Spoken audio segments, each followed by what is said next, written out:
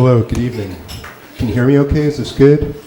I'm new up here, so cut me some slack. Terrific. So I want to tell you that I grew up an only child. For me, that meant that I was prince of 14 Foxhound Court, the semi-detached house where we lived. I learned I had influence over a lot of things. I had opinions, whether the French fries touched the coleslaw, or whether my play dates were with Steven Slapak or Steven Lieberman. I influenced a lot of what happened. What that means is I learned that controlling my experience was led to me living a happy life. And I had success in my success in school was in math, and I took that success into the field of finance, and I got a job in that industry. And I learned a lot about risk as a fundamental part of life. Also that there's a difference between a gamble and an investment. Sort of while both have uncertain outcomes, a risk is something where you might not have influence over what happens. That is, you can make a bet and heads or tails, maybe it works and maybe it doesn't. But investment, if there's somebody I'm interested in, cutie across the bar, well, maybe I take a shower and improve my chances. In my late 20s, I was obsessed with risk management. The practice of values investing, these were things that I thought were just so fundamental. You know, the snowball effect, slow iteration over a long period of time. That's where success comes from. It so happens around this period that I had a friend have a bachelor party at a casino in Niagara Falls, and the idea of striking it big, you know, that is thrilling. I mean, what a beautiful vision. And so we're on the casino floor, and I've got a $50 fun time fund in my pocket, and even that, it's just not comfortable for me. I can't envision success that way. You know, it's like maybe I sat at a table, maybe I tried a slot, but mostly I just wandered around from table to table, trying to find a place to fit in, and just wandering on to the next place.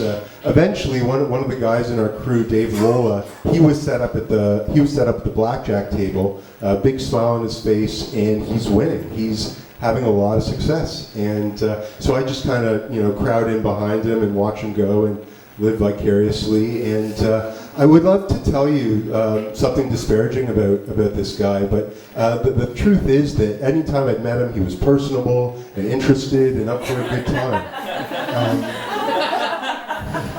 He really just a lovely, lovely person. I think lucky. Maybe Dave is lucky. Also, maybe worth sharing, well, I grew up an only child. My parents split up when I was quite young, and Dad had 2 more kids in a second marriage. So at the time of this, they're now teenagers. And it really is quite a thing to grow up an only child, to think that you're on your own, and then to be gifted a brother and sister later in life. It's,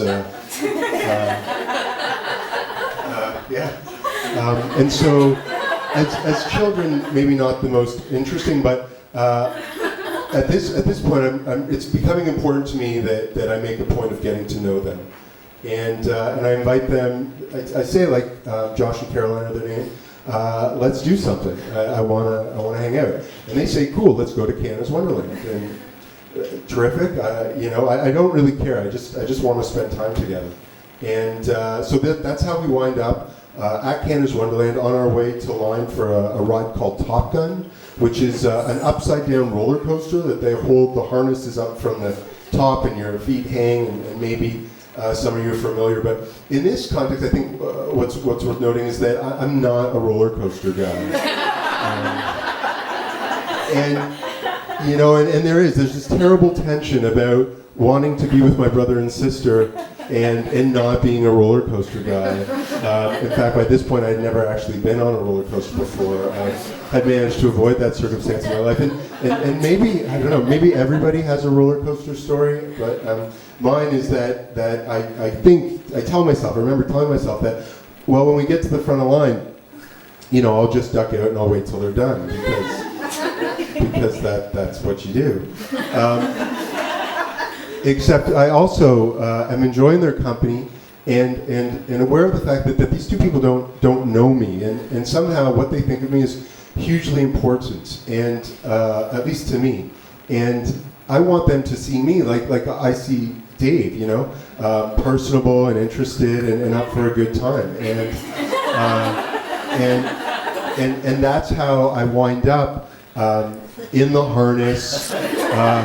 That absolutely terrible moment as the park employees are walking back and forth, just wishing to be anywhere but this place. And then the platform falls out from beneath my feet, and I'm worried about my shoes.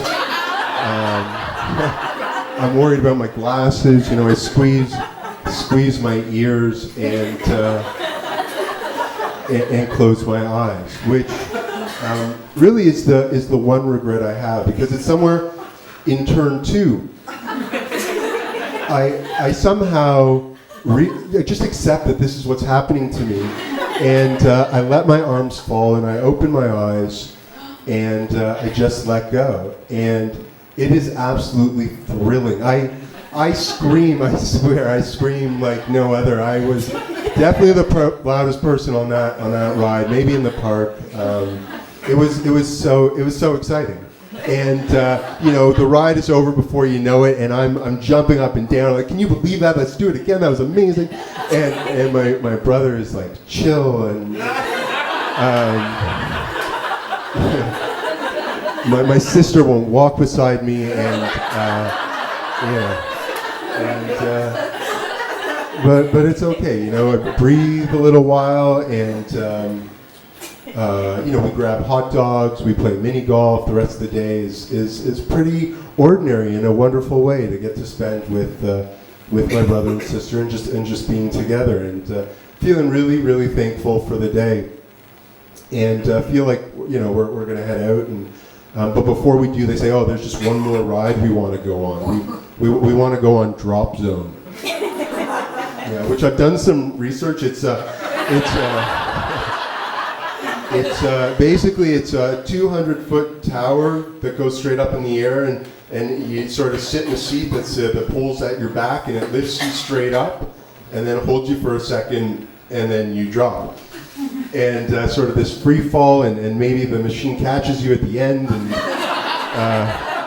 saved from doom, and you know, and I don't have a cell phone at this time, so, you know, I say, well, you go ahead, you get in line. I'm gonna call home and just let them know where we're at. And they trust me enough to say, okay, we'll see you in line. And I do. I go make the call, and I come back to the ride, and this is the out that I've been looking for, right? Like, I don't have to do this, and in fact, I can think of nothing else that I'd like to do less. This seems like just an absolutely awful idea to me. And I watch, because you enter the line sort of at the ride. So I can watch as it takes about 30 seconds. People, they get in the seats, they strap in, they're lifted up into the air, you know, gone for a short while, and then they come back. And they're changed somehow. The expression on their face, yeah, it's hard to pinpoint, but they're different. And of course I'm different too, because I understand that it's not about luck. It's not that Dave is lucky. It's about being open, and that Dave is filled with love, and I want to be filled with love too. I want to love my brother and sister, and so I understand that the only thing to do, in fact the thing that I do, is I go and I join my brother in line for the Drop Zone. Thank you very much.